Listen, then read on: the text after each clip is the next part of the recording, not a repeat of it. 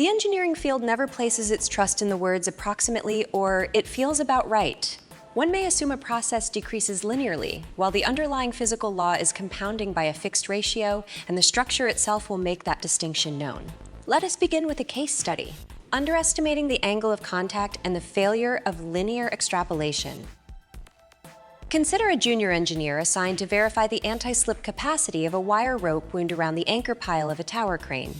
The supervisor asks whether adding an extra half turn would meaningfully improve the locking force. Working from intuition, the engineer treats the relationship as linear and concludes that the improvement is modest. So the existing wraps are approved. The consequence follows directly during the actual lift. The rope slips, the load falls, equipment is damaged, and the schedule is delayed. A correct analysis later shows that the true amplification is far greater than the linear estimate suggested. This is precisely the failure mode that appears when the exponential function is missing, the mathematical description of a process whose rate of change is proportional to its current magnitude. The human mind is naturally inclined toward linear additive reasoning, yet many real physical processes, belt and rope friction, idealized population growth, various forms of decay, proceed by a fixed proportional change relative to the current quantity.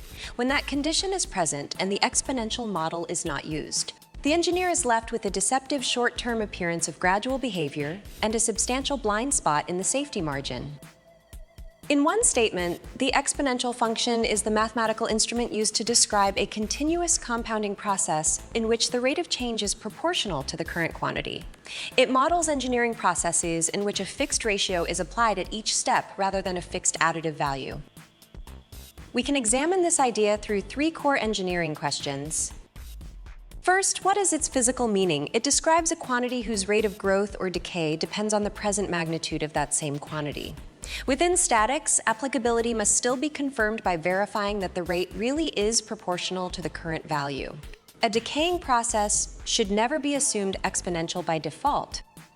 Second, what limitation does it overcome? Purely linear methods capture only uniform constant rate accumulation. Once the rate depends on the current quantity itself, linear tools are no longer adequate and a function capable of generating its own growth becomes necessary.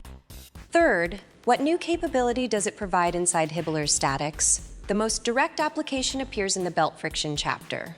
The tensions at the two ends of a wrapped rope are related by an exponential expression whose exponent contains the friction coefficient and the contact angle expressed in radians.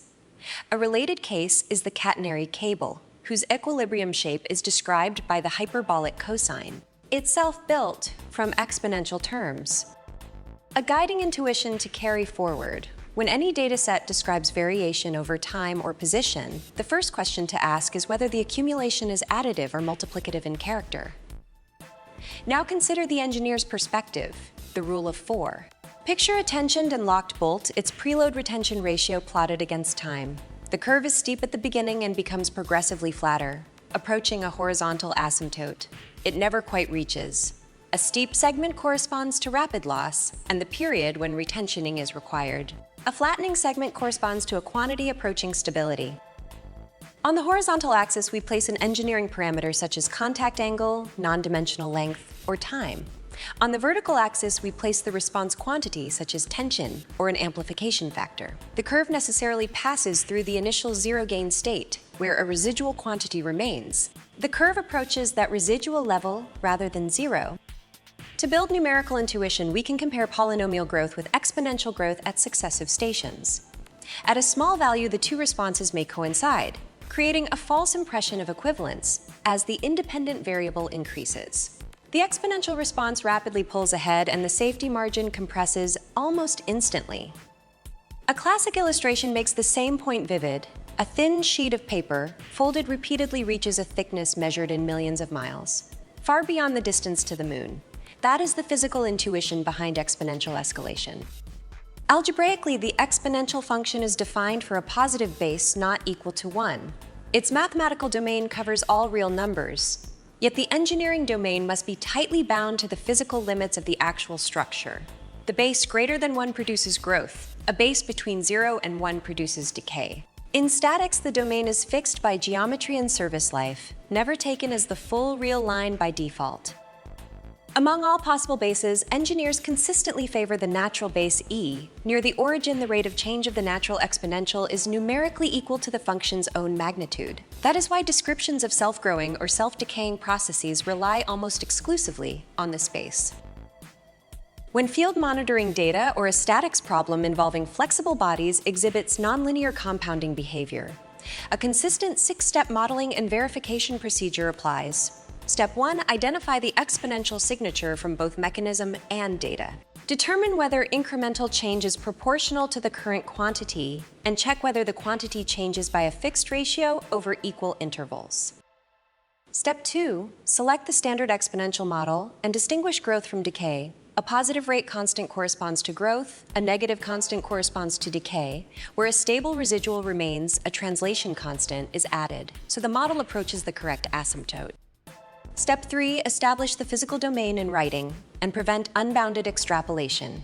The valid range of the independent variable is fixed by geometry, operating conditions, and service life. Outside that range, the model is no longer valid.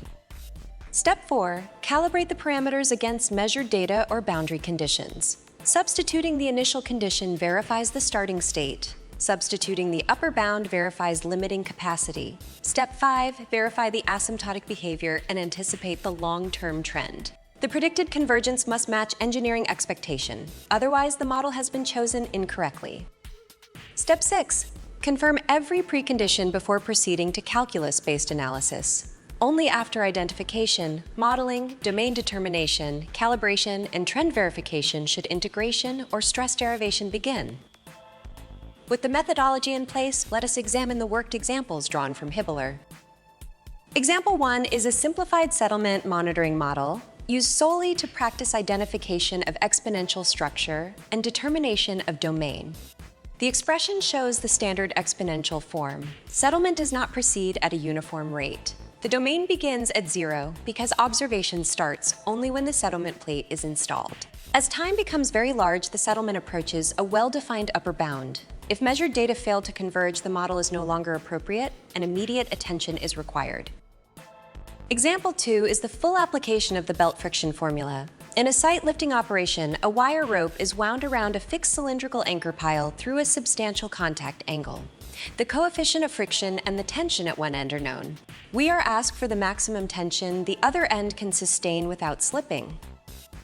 For identification, we consider an infinitesimal element of the rope. Radial equilibrium yields the normal force after higher order terms are discarded. The critical friction force follows at once. Tangential equilibrium then shows that the increment in tension is proportional to the current tension itself. Precisely the differential structure at the heart of the exponential function. The angle of contact must be evaluated in radians. A value in degrees may not be substituted directly.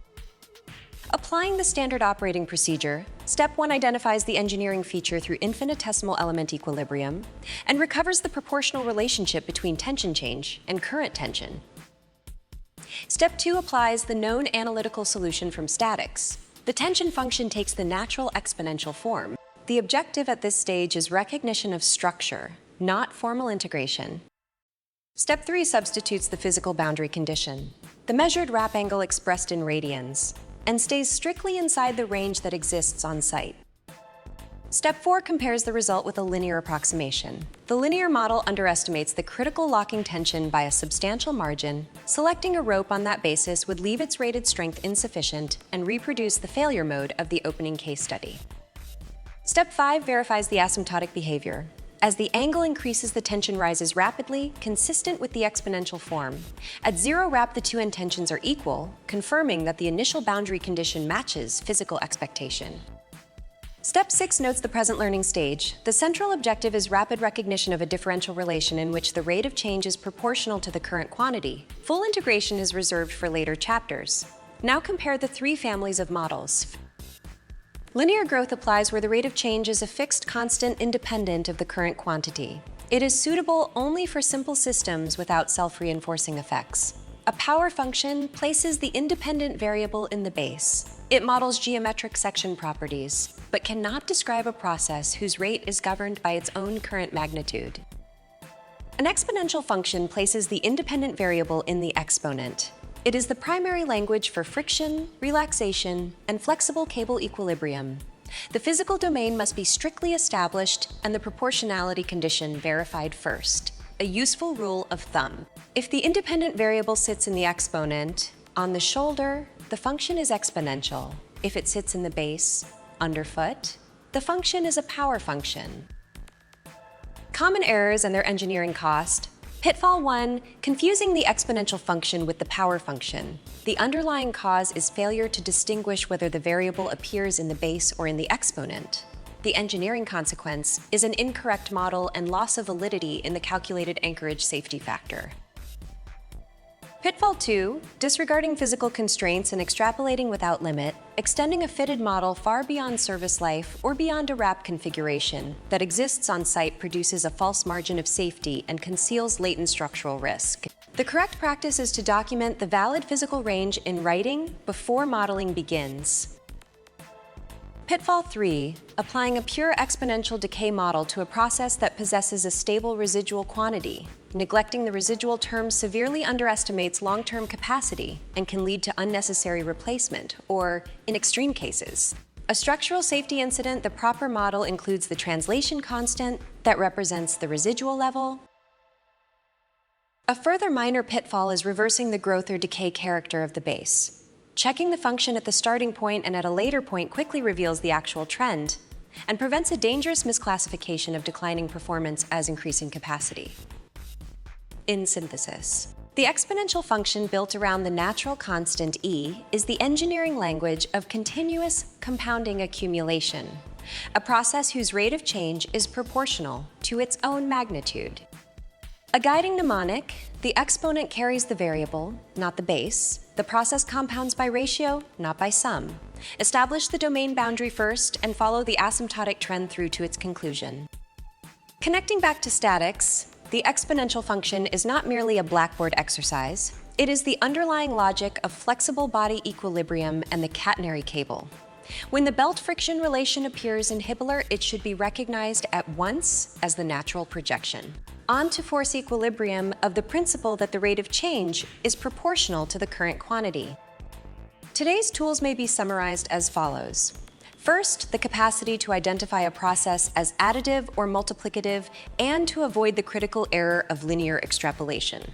Second, the capacity to construct an exponential model and determine its direction.